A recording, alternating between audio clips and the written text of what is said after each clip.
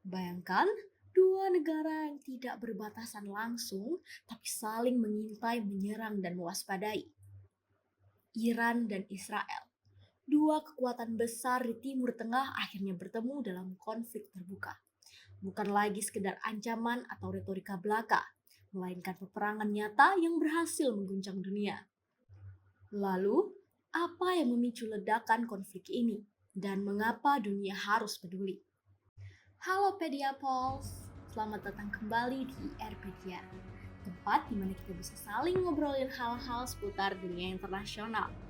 Pada episode kali ini, kita akan membahas konflik besar yang sedang berlangsung, Perang Iran-Israel yang pecah pada 13 Juni 2025. Kita akan bahas bersama-sama bukan hanya soal siapa menyerang siapa, tapi juga mengapa hal ini terjadi sekarang, bagaimana eskalasinya berbeda dari sebelumnya, dan apa dampaknya bagi kawasan dan dunia. Penasaran? Yuk kita bahas bersama-sama. Pada 13 Juni 2025, Israel melancarkan serangan udara terhadap fasilitas nuklir Iran di Natanz dan Fordow yang dianggapnya sebagai ancaman eksistensial. Namun, dugaan ini dibantah keras oleh Iran yang tegas menjelaskan program nuklirnya bersifat damai. Sebagai respon, Iran membalas dengan serangan rudal balistik yang menghantam kota-kota Israel seperti Tel Aviv dan Haifa. Namun, di balik serangan-serangan tersebut, hubungan kedua negara telah memburuk sejak runtuhnya perjanjian nuklir JCPOA pada 2024 yang diperparah oleh aksi sabotase dan pembunuhan ilmuwan nuklir Iran yang diduga kuat dilakukan oleh Israel. Walaupun Iran dan Israel berperan sebagai aktor utama dalam konflik ini, keduanya juga didukung oleh kekuatan besar dunia. Misalnya, Amerika Serikat yang tetap konsisten memberikan dukungan kepada Israel walaupun sedang dihadapkan dengan dinamika politik internal.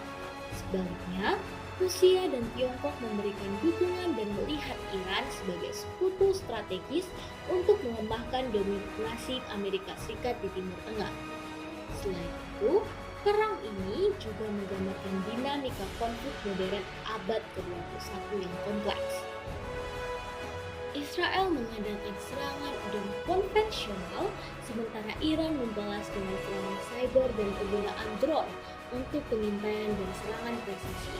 Hal ini menunjukkan bagaimana teknologi menjadi bagian yang tidak terpisahkan dari pertempuran masa kini. Dampak dari konflik ini meluas secara regional maupun global. Di Timur Tengah, polarisasi semakin dalam. Negara-negara Teluk mulai bersekutu dengan Israel, sementara Iran memperkuat aliansinya dengan Suriah dan kelompok Syiah. Secara global, ekonomi terguncang karena lonjakan harga minyak akibat keterbatasan akses di Selat Hormuz yang menjadi jalur vital ekspor minyak. Konflik ini juga memicu lonjakan gelombang pengungsi dari Lebanon dan Suriah, menambah beban kemanusiaan bagi negara tetangga dan Eropa. Respon dunia pun beragam. Organisasi internasional seperti PBB menyarankan untuk terjadinya gencatan senjata dan dialog. Sementara itu, sentimen masyarakat global pun terpecah dengan gerakan demonstrasi pro-Palestina yang meluas di berbagai negara serta gerakan dukungan pro-Israel di wilayah lain. Singkatnya, konflik ini bukan hanya pertarungan bilateral, melainkan cerminan rumit dari pergeseran kekuatan dan pandangan di panggung geopolitik global. Perang Iran-Israel bukan sekedar konflik regional. Ini adalah cerminan dari persaingan kekuatan besar dunia. Pertanyaannya, apakah ini akan memicu perang yang lebih luas atau akankah diplomasi yang kembali menang? Bagaimana pendapat Pediapols? Bagikan di kolom komentar ya. Terima kasih telah menyimak episode kali ini. Jangan lupa like, subscribe, dan tinggalkan komentar kalian di bawah. Sampai jumpa di episode selanjutnya. Bye-bye.